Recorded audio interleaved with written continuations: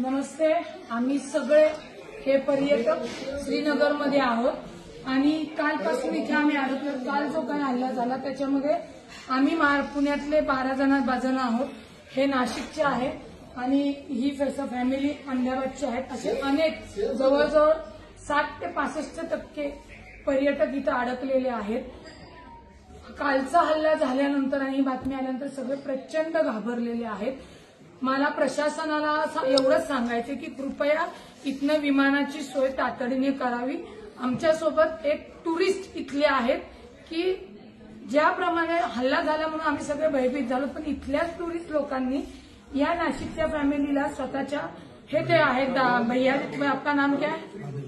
आदिर भैया म्हणून आहेत. हे यांचे ड्रायव्हर आहेत इथले पर्यटन टुरिस्ट पर्सन. यांना यांच्या घरी नेलं, जेवायला घातलं आणि सुखरूपपणे या हॉटेलमध्ये सुरक्षितपणे आम्हाला ठेवलेलं आहे. या हॉटेलमध्ये नाही म्हणलं तरी 101 जण पर्यटन अडकलेले आहेत. काहींच्या फ्लाईट उद्या आहेत, परवा आहेत, 13 आहेत. परंतु आजच ही सगळी मंडळी इथनं सुखरूपपणे विमानतळावरून स्वतःच्या घरी गेली पाहिजेत. कारण का किती जरी सांगितलं की मिलिटरी रस्त्यावर आलेली आहे तरी कोणीही फिरण्यासाठी आता इथं तयार नाहीयेत.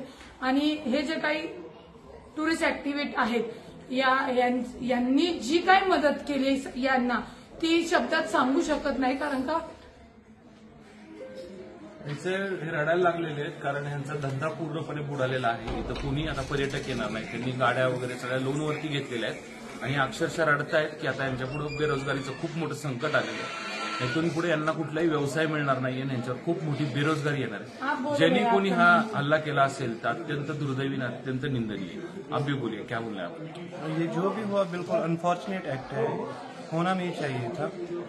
वो तो वहाँ पे मासूम बच्चे थे फैमिलीज के साथ, वो तो यहाँ पे वेकेशंस के लिए आए थे, हमारे साथ यहाँ एंजॉय करते थे. अपना भी घर चल रहा था, वो भी एंजॉय कर रहे थे. यहाँ की मोस्टली जो इकोनॉमी है इसी टूरिज्म पे डिपेंडेंट है. अब ये जिसने भी किया वो जानवर ही होंगे, वो तो इंसान नहीं होंगे. पूरी इंसानियत का कत्ल है ये तो होना नहीं चाहिए था. अब तो इसका रिजल्ट हमें तो भुगतना पड़ेगा ना, जो भी इसका आउटकम आएगा, क्योंकि गलती एक करता है बदनाम पूरे सारे लोग हो जाते हैं. अब तो क्या करेंगे?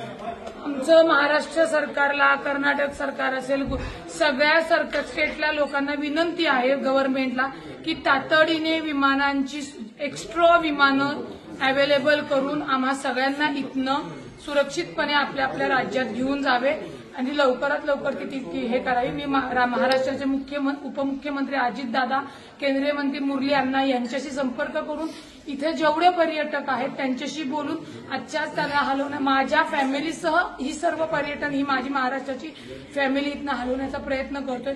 कृपया आम्हाला जास्तीची विमानं इथे तुम्ही उपलब्ध करून द्यावी एवढीच विनंती आहे. सगळी लहान मुलं आहेत आणि ही कळकळीची विनंती आहे, तातडीने आपण ही सोय करावी.